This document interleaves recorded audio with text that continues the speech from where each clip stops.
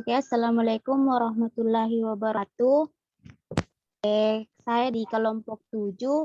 Pada kesempatan ini saya akan memaparkan sedikit materi tentang kemajemukan etnis dan budaya di Indonesia.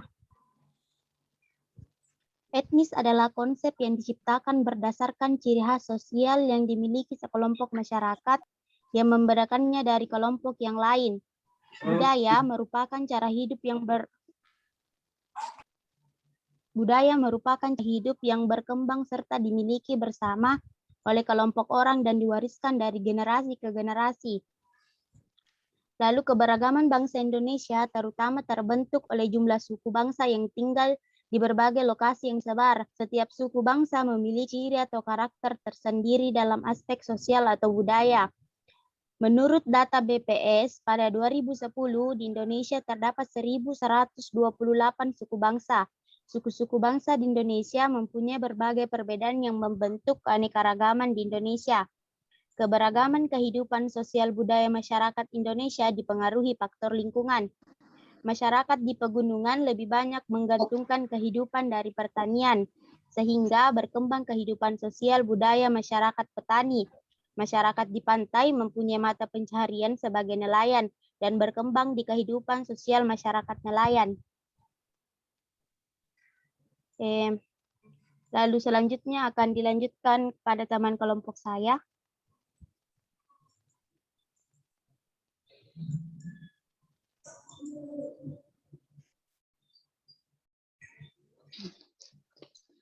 Baik, langsung saja. Keragaman Indonesia juga tampak dari seni sebagai hasil kebudayaan daerah. Setiap daerah memiliki hasil karya seni yang berbeda dan menjadi ciri khas daerah masing-masing. Hampir semua daerah atau suku bangsa di Indonesia memiliki tarian dan nyanyian yang berbeda.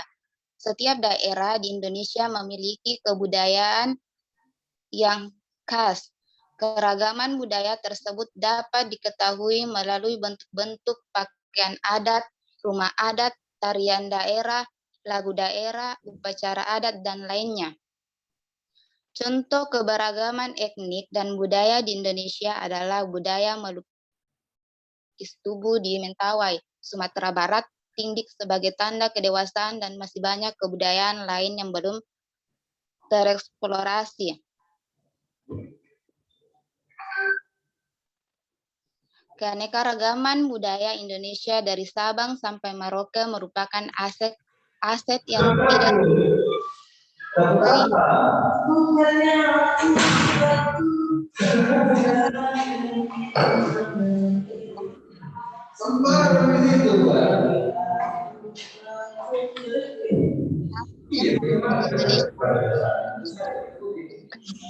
Keragaman budaya tersebut dapat diketahui melalui bentuk-bentuk pakaian adat, rumah adat, tarian daerah, lagu daerah, upacara adat, dan lainnya.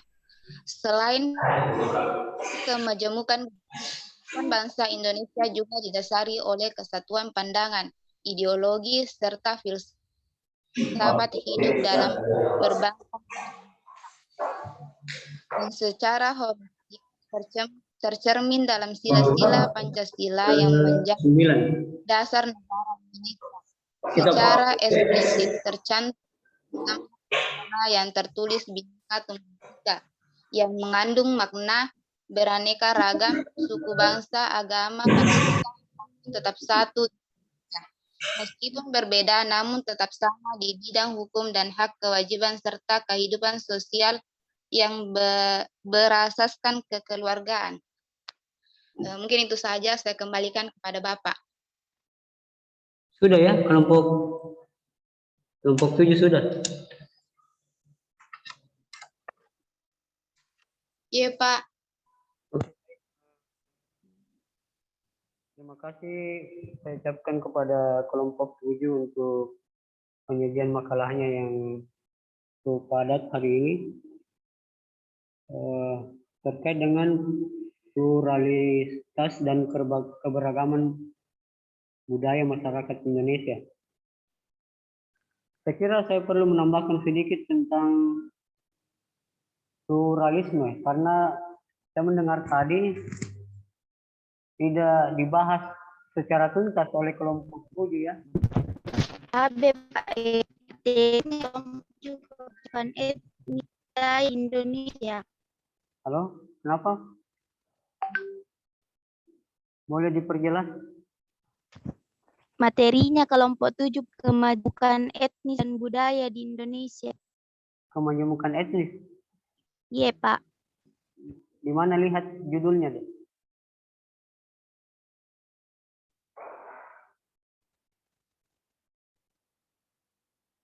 Karena yang RPS atau rencana pembelajaran semester yang saya share itu judulnya pluralisme dan keberagaman masyarakat Indonesia ya. Nurul Asikin, tolong dicek kembali rancangan pembelajaran semester ya. Kalau memang saya yang keliru, tolong diluruskan. Tapi materi kita hari ini memang yang saya lihat tadi di rancangan pembelajaran itu masalah pluralisme dan keberagaman budaya atau dalam bahasa ilmiahnya itu disebut multikulturalisme. Nah, sedikit saya menambahkan sebelum kita beralih ke diskusi untuk memantik diskusi di grup WhatsApp. Perlu dipahami bahwa isu pluralisme ini perlu dibahas karena ketika kita mengkaji yang namanya budaya lokal, apalagi budaya masyarakat Indonesia, maka konsep atau isu-isu terkait dengan pluralisme ini perlu dipahami juga oleh mahasiswa ya. Nah, mengapa penting? Karena pluralisme ini pada faktanya masyarakat terbagi dua pemahamannya. Ada yang pro dan ada yang kontra. Ada yang sependapat, ada yang menentang yang namanya paham pluralisme. Jadi pluralisme ini adalah sebuah paham ya, paham yang menurut Majelis Ulama Indonesia itu adalah paham yang menyamakan semua agama. Nah, itu kalau menurut versi Majelis Ulama Indonesia tahun 2005 ya. Tahun 2005 itu Majelis Ulama bahkan mengeluarkan fatwa mengharamkan yang namanya pluralisme. Nah, itu kelompok yang pro. Kalau kita berbicara kelompok yang kontra ya, yang kontraproduktif dengan pluralisme. Salah satunya adalah Majelis Ulama. Nah, kalau yang sependapat atau yang pro, ini misalnya kita bisa lihat di kelompok peneliti dari UGM, Universitas Gadjah Mada, khususnya pada program studi agama dan lintas budaya, yang sependapat dengan paham pluralisme. Nah, kalau kita memahami lebih jauh sebenarnya timbulnya perbedaan pendapat, ada yang pro dan ada yang kontra tentang isu pluralisme ini, itu karena cara pandangnya. Kalau Majelis Ulama ini lebih menitik beratkan sudut pandangnya dari sisi agama, sisi ajaran agama Islam. Bahwa di dalam Islam memang dinyatakan bahwa lakum dinukum waliyadin, bagimu agamamu dan bagiku agamaku. Begitu ya konsepsi dari ajaran Islam, bahwa tidak boleh mencampur adukan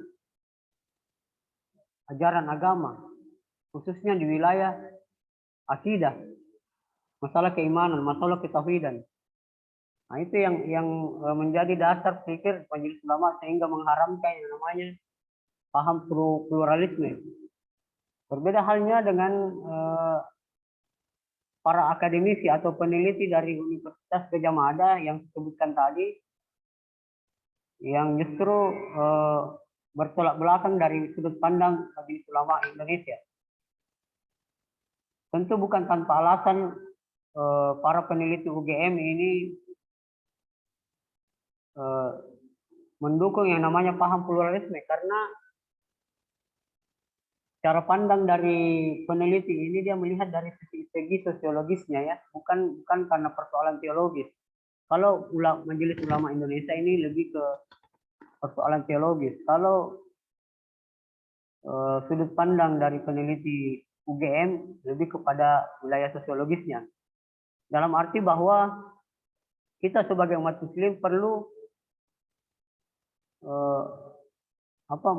perlu mempunyai sikap ya, bagaimana kita menyikapi seperti yang dikatakan oleh kelompok 7 tadi, bahwa kenyataan sosial atau fakta sosial di tengah masyarakat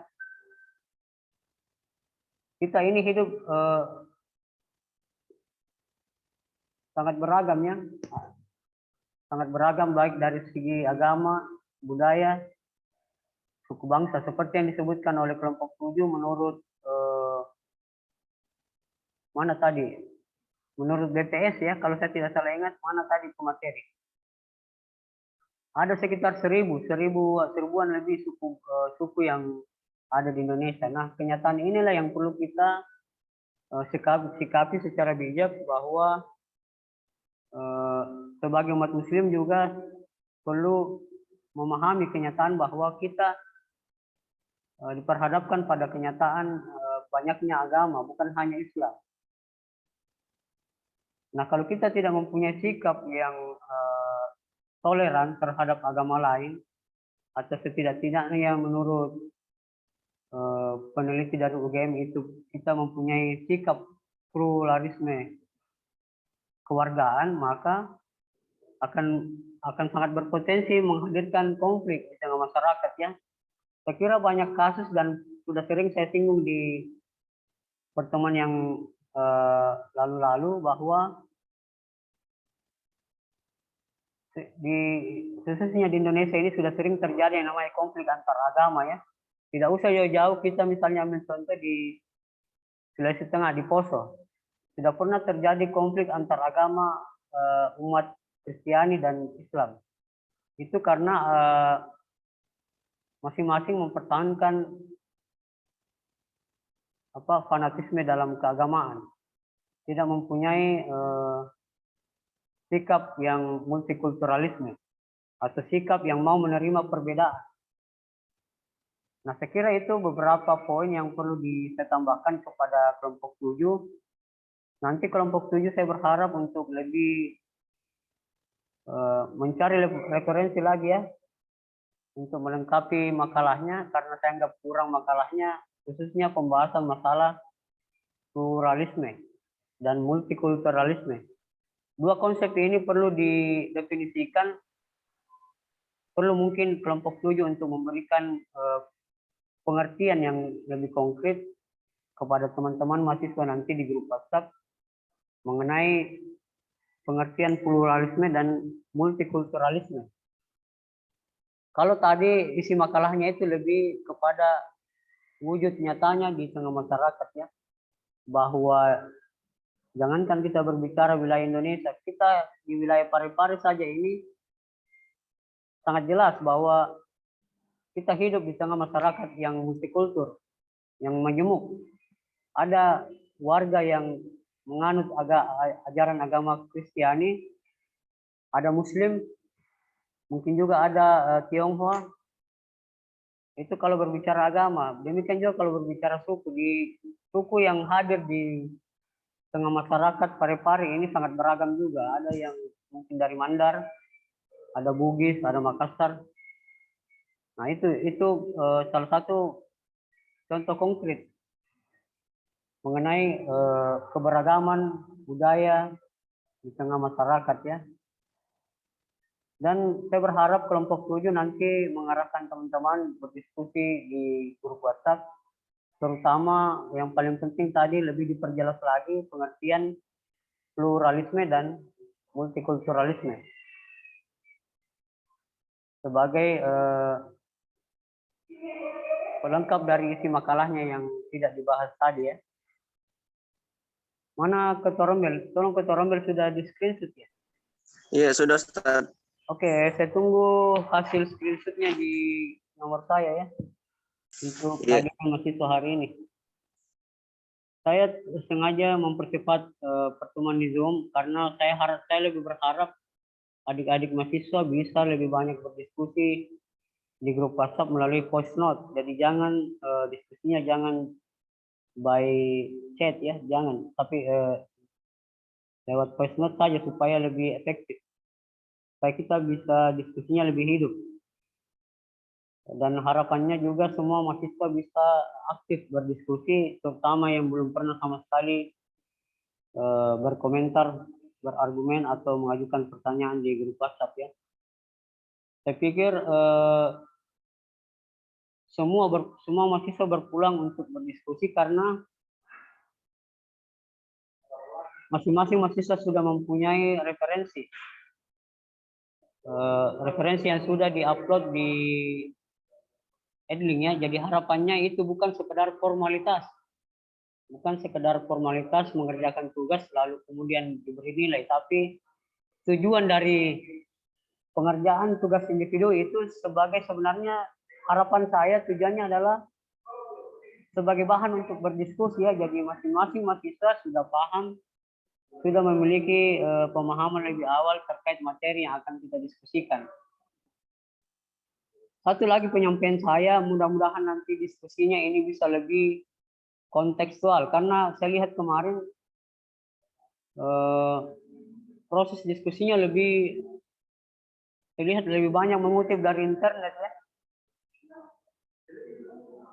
Saya berharap mahasiswa mulai belajar untuk berdiskusi secara kontekstual. Maksudnya tidak hanya melulu berbicara teoritis, konsep-konsep yang terkait dengan materi, tapi lebih banyak mengaitkan dengan kenyataan sosial, karena kita ini mata kuliah kita ini memang harus menyentuh realitas karena studi budaya lokal ya, itu berarti mempelajari budaya lokal khususnya yang ada di Sulawesi Selatan. Jadi kalau kita berbicara masalah pluralisme, masalah multikulturalisme atau apapun materinya itu harus dihubungkan dengan kenyataan sosial, studi atau budaya lokal yang ada khususnya yang ada di Sulawesi Selatan dan secara umum yang ada di Indonesia ya. Saya kira itu saja penyampaian hari ini. Terima kasih atas partisipasi mahasiswa dalam Zoom. Mudah-mudahan bisa dipertahankan kehadiran mahasiswa sampai di akhir semester. Terima kasih saya ucapkan kepada kelompok 7 dan sekali lagi terima kasih juga saya ucapkan kepada seluruh mahasiswa. Akhirul kalam, nun wal kalim ma'is turun. Wassalamualaikum warahmatullahi wabarakatuh. Waalaikumsalam Waalaikumsalam warahmatullahi wabarakatuh.